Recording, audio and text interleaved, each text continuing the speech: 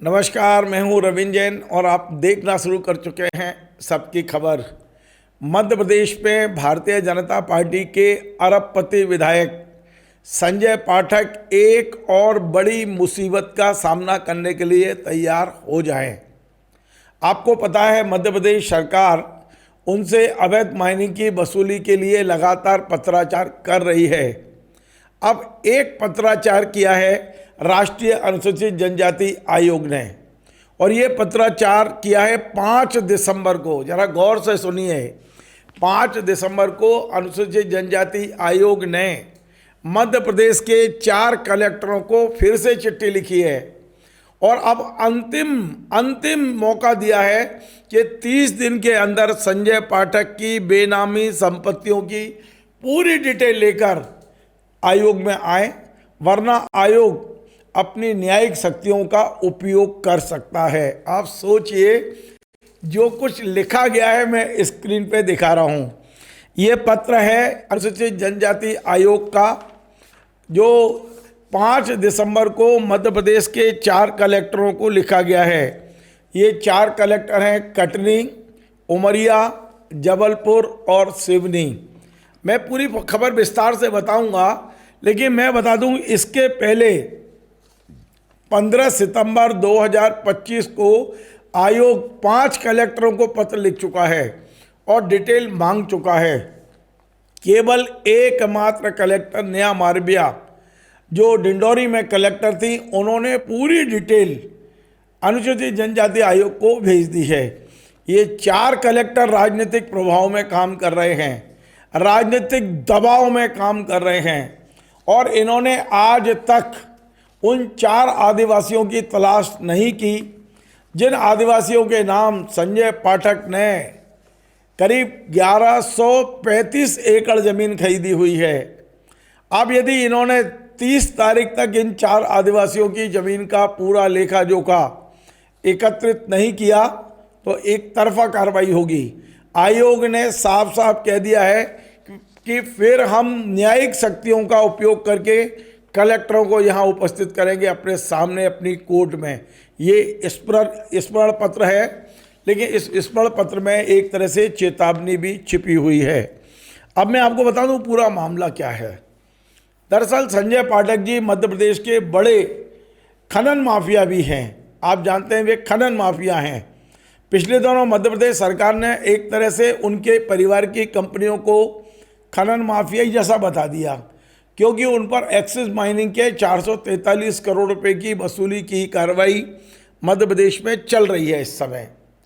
अब हम आपको बता दें कि मध्य प्रदेश के 5 जिलों में कटनी, उमरिया, सिवनी, जबलपुर और डिंडोरी में जो आदिवासी हैं, गरीब आदिवासी, बेगा आदिवासी, इन आदिवासियों की ज़मीन के नीचे बहुत ही शानदार बॉक्साइट है, और संजय पाठक और उनके परिवार की कंपनियों की नज़र उस बॉक्साइट पर है कि कैसे हम इसको निकाल लें। लेकिन भारत सरकार का एक कानून आड़े आ रहा है। कानून यह है कि आदिवासी की ज़मीन गैर आदिवासी नहीं खरीद सकता। तो इस कानून की धज्जियां उड़ाने के लिए, इस कानून से बचने के लिए संजय पाठक जी ने जो किया वो सुनिए जरा गौर से। उन्होंने 4 गरीब आदिवासियों को अपने यहाँ नौकरी पर रखा। इन गरीब आदिवासियों का नाम है नत्थू कौल, प्रहलाद कौल, राकेश सिंह गौड़ और रघुराज सिंह गौड़। ये जो 4 आदिवासी हैं, इनके सबके फोटो और सारी डिटेल मेरे पास है। इन 4 आदिवासियों के बारे में आप पता लगाइए। ये झुग्गियों में रहते हैं। कटनी में इनके वो बने हुए गरीबी की रेखा के नीचे के, ये गरीबी को जो 5 किलो अनाज मिलता है वो अनाज लेकर अपना घर चलाते हैं। इन गरीब आदिवासियों को अब जो खबर आ रही है, आप सुनिए जरा गौर से, संजय पाठक ने अपने यहाँ बंधक बना के रखा है, ऐसी खबर आ रही है। हमारे पास प्रमाण नहीं है, लेकिन जो वहाँ शिकायतें हो रही है, लिखित में शिकायतें हो रही हैं कि संजय पाठक ने अपने यहाँ बंधक बना के रखा है। इन 4 गरीब आदिवासियों के खातों में संजय पाठक और उनके परिवार की कंपनियों ने करोड़ों रुपया ट्रांसफ़र किया, और इन गरीब आदिवासियों के नाम कटनी में, डिंडोरी में, उमरिया में, सिवनी में और जबलपुर में 1000 एकड़ से ज़्यादा ज़मीन खरीदी गई। 1135 एकड़ ज़मीन के कागज़ दिव्यांशु मिश्रा लेकर घूम रहे हैं, जिन्होंने शिकायत की है। हर जगह उन्हीं की शिकायत लगी हुई है। ये जो गरीब आदिवासियों की ज़मीन खरीद ली गई है, अब संजय पाठक जी की कंपनियों के कई मशीनें पहुंच रही हैं। डिंडोरी पहुंची थी कि हटिए आप सब, ये ज़मीनें हमारी हैं। तब वहाँ आदिवासियों का मूवमेंट चालू हुआ। दिव्यांशु मिश्रा सहित कई लोग सामने आए और उन्होंने कहा कि आप ऐसे नहीं खरीद सकते हो, आप नहीं कर सकते हो। लेकिन आज मैं पूछता हूँ भारत सरकार से, मध्य प्रदेश सरकार से, कि क्या कानून आम आदमी के लिए है? क्या कोई व्यक्ति जो कांग्रेस का मतलब एक तरह से माफिया राज रहा है, वो यदि बीजेपी में आ जाएगा तो क्या कानून बदल जाते हैं? संजय पाठक ने ये सारे धंधे कांग्रेस में रह के अपने बढ़ाए, अब वो अपने धंधों को बचाने के लिए बीजेपी में आ गए हैं। बताते हैं बीजेपी के कुछ नेताओं को अपना प्लेन में घुमाते हैं तो लोग उनके पक्ष में हो जाते हैं। लेकिन ये जो बेनामी का सीधा सीधा मामला है, इसमें कहीं भी कोई बहुत बड़ी जांच और जांच आयोग बिठाने की आवश्यकता नहीं है। क्लियर सबूत दिए गए हैं कि संजय पाठक की कंपनियों से पैसा निकला, इधर उधर घूमा, आदिवासियों के खाते में गया, आदिवासियों ने वो ज़मीनें खरीदी। लेकिन इन 4 आदिवासियों को यदि आप पूछोगे, इनके परिवारों को पूछोगे, इनके पास कुछ भी नहीं है, एक कागज का टुकड़ा भी नहीं है। सब कुछ संजय पाठक जी की तिजोरी में है। सारी रजिस्ट्रियाँ उनके पास हैं, सारा लेखा जोखा उनके पास है। इवन इन आदिवासियों के तमाम सारे कोरे कागजों पर हस्ताक्षर करा के रखे गए हैं, ऐसी भी चर्चा है। इन आदिवासियों को कुछ नहीं पता, ये गरीब हैं बेचारे।